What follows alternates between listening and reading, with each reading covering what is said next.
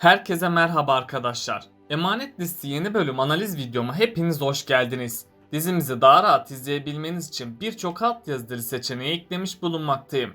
İstediğiniz altyazıyı videonun sağ altındaki ayarlar kısmından ulaşabilirsiniz. Lafı daha fazla uzatmadan dizimize geçelim. Seher'in Kiraz gibi diziden çıkmasını istemiyorsanız, Seher ve Yaman'ın güzel zamanları hemen gelsin diyorsanız beğeni tuşuna basalım ve kaç kişi olduğumuzu görelim. Ali hayatına yeni bir sayfa açacak mı? Seher ve Yaman'ın bir bebekleri olacak mı?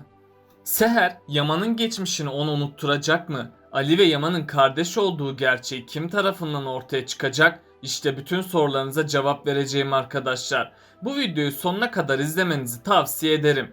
Emanet Liste'nin yeni bölümünde Seher bir süreliğine daha Yaman'ı affedemeyecek. Çünkü Yaman ona yaptıklarını hala unutamadı. Yaman'ın özrü Seher'in kırık kalbini bir nevi düzeltecek ama tam etkili olamayacak.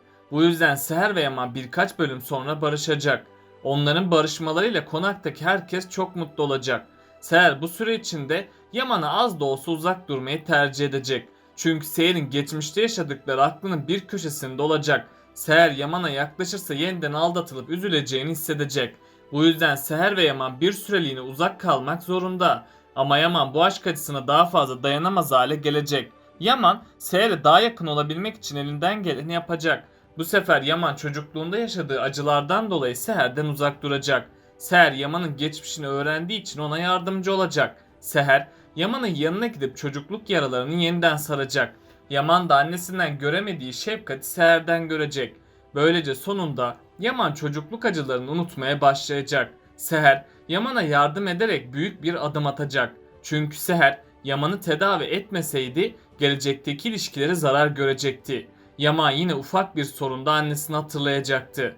Bunun sonucunda Yaman yine Seher'i suçlayacaktı. Seher de bu üzüntüyü kaldıramayıp ondan ayrılmak zorunda kalacaktı. Yani Seher Yaman'ı değil kendi ilişkilerinin temelini baştan inşa etti. Önümüzdeki bölümlerde Yaman Seher'le çok güzel günler geçirecek. Seher de Yaman'a yeniden kavuştuğu için çok mutlu olacak. Bu sevindirici haber üzerine güzel bir haber daha gelecek. Sosyal hizmetler Yusuf hakkındaki kararını açıklayacak. Sosyal hizmetler Yusuf'u Yaman ve Seher'e verecek. Seher ve Yaman da bu haberiyle çok sevinecek. Çünkü artık Yusuf'u kimse onlardan alamayacak. Yusuf da bir daha çocuk esirgeme kurumuna gitmeyecek. Bu haber ile yarım kalan aşklar yeniden tamamlanacak. Böylece sonunda tüm aile mutlu olacak. İkbal ise Yaman ve Seher'in barışmasıyla çok öfkelenecek. İkbal yine Seher ve Yaman'ı ayırmak için elinden geleni yapacak. Çünkü İkbal Kırımlı mirasını ele geçirmek isteyecek. Bu uğurda İkbal Zuhal'i harcadığı gibi Yaman ve Seher'i de harcayacak. Yaman ve Seher bu konuda dikkatli olmazlarsa bu onların sonu olacak. Büyük ihtimalle İkbal yeni kötülükler yapacak. Şeytanın hakkına gelmeyen kötülükler İkbal'in hakkına gelecek. İkbal bu sefer hamlelerini Yaman üzerinden oynayacak. Yani İkbal Seher'in gözünde Yaman'ı bitirmeye çalışacak. Böylece Yaman Seher'i değil Seher Yaman'ı terk edecek. Tabi İkbal'in de sonu yakında gelecek. İkbal kötülükler yaparak hep kendisine zarar verecek. Hatta İkbal kötülük yaptıkça Seher ve Yaman aşkını daha da büyütecek. Bu süre içinde Yusuf'un canı sıkılacak. Yusuf Yaman'ın yanına gidip bir arkadaş istediğini belirtecek. Yaman ise Yusuf'un bir isteğini yerine getiremeyeceğini söyleyecek. Yusuf da bunun üzerine Seher'in yanına gidip bir kardeş istediğini belirtecek. Seher de Yusuf'un bu isteği karşısında çok utanacak. Ardından Yaman'ın bir tarafı hep eksik kalacak. Yaman baba olmayı istese de bu isteğini yerine getiremeyecek. Çünkü Yaman bu isteğini nasıl Seher'e söyleyeceğini bulamayacak. Yaman şimdilik evlat hasreti çekmeye devam edecek. Seher ve Yaman arasındaki ilk yakınlaşma daha sonra gerçekleşecek. Seher'de tekrarlı olarak baş dönmeleri ve mide bulantıları olacak. Hatta Seher uzun süreli baygınlıklar geçirecek. Sonradan Yaman Seher'i hastaneye götürecek. Seher tahlillerini yaptırdıktan sonra hamile olduğunu öğrenecek. Seher bu mutlu haberi duyunca çok sevinecek. Seher de hamile olduğunu Yaman'a söyleyecek.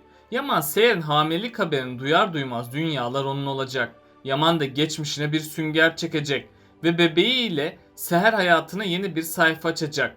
Ali ve Yaman'ın kardeş oldukları da yakında ortaya çıkmaya başlayacak. Çünkü Kiraz'ın ölümü tüm dengeleri alt üst edecek. Arif Baba da Ali'nin bu üzüntüsü karşısında bir karar alacak. Arif Baba ölmeden önce iki kardeşi kavuşturmayı isteyecek. Bu yüzden Arif Baba Ali ve Yaman'ı yanına çağıracak. Yaman ve Ali de karşı karşıya geldikleri için çok şaşıracak. Ali ve Yaman tam oradan ayrılırken Arif Baba gerçekleri açıklayacak. Arif Baba sonunda Yaman ve Ali'nin kardeş olduğunu herkese söyleyecek. Yaman ve Ali de bu haber üzerine büyük bir şok yaşayacak. Çünkü ikisi de nasıl olur da kardeş olduklarını dile getirecekler. Bu yüzden ilk zamanlar Ali ve Yaman kardeş olduklarını kabullenmeyecek. Bu süre içerisinde Yaman yeniden çocukluğuyla yüzleşecek. Yaman o sırada annesinin evden kaçmadan önceki sözlerini hatırlayacak. Yaman'ın o sözleri hatırlaması sönmüş öfkesini yeniden alevlendirecek. Bunun sonucunda da Yaman Ali'ye düşman olacak. Yaman babasının ve kardeşlerinin acısını Ali'den çıkarmak isteyecek. Bunun üzerine Yaman ve Ali arasında çetin bir savaş başlayacak. Eğer birisi Ali ve Yaman'a dur demezse herkes bu savaştan zarar görecek. Büyük ihtimalle Yaman Ali'ye büyük bir tuzak kuracak. Yaman Ali'nin polislikten atılmasını amaçlayacak. Ama Yaman'ın yaptığı tüm planlar onun Ali'yi kabullenmesine yardım edecek. Çünkü Yaman tam vurulacakken Ali yetişecek ve sonunda Ali Yaman'ı ölmekten kurtaracak. Seher de onların kardeş olduklarını duyunca büyük bir şaşkınlık geçirecek. Seher bu ayrılığa son vermek için onları bir araya getirecek.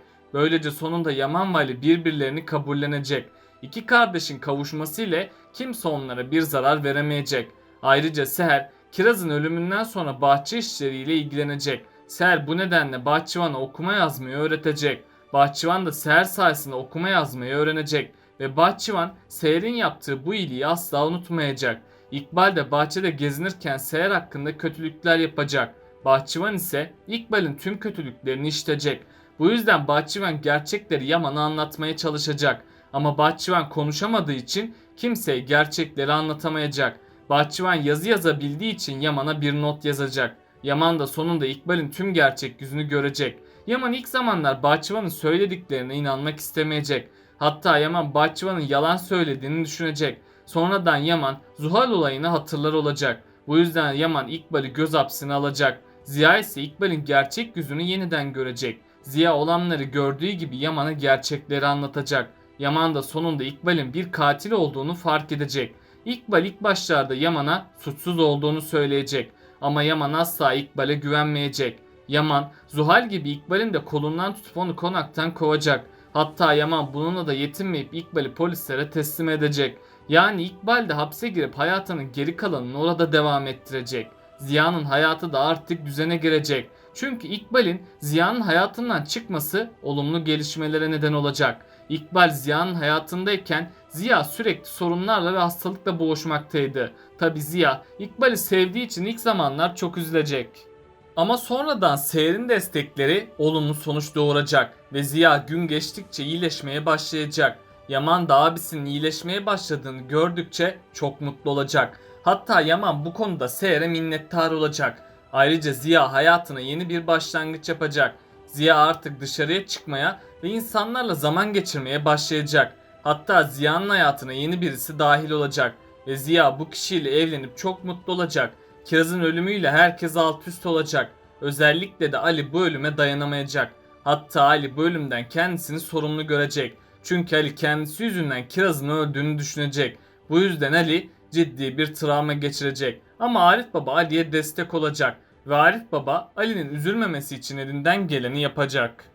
Peki sizce Ali Kiraz'ın acısını nasıl unutacak? Aşağıda yorumlarınızı bekliyor olacağım. Böylelikle bu bölümümüzün de sonuna gelmiş bulunmaktayız arkadaşlar. Beni desteklemek için yorum atmayı, videomu beğenmeyi ve kanalıma abone olmayı unutmayın arkadaşlar. Hepinize teşekkür ederim. Kendinize çok iyi bakın. Hoşça kalın.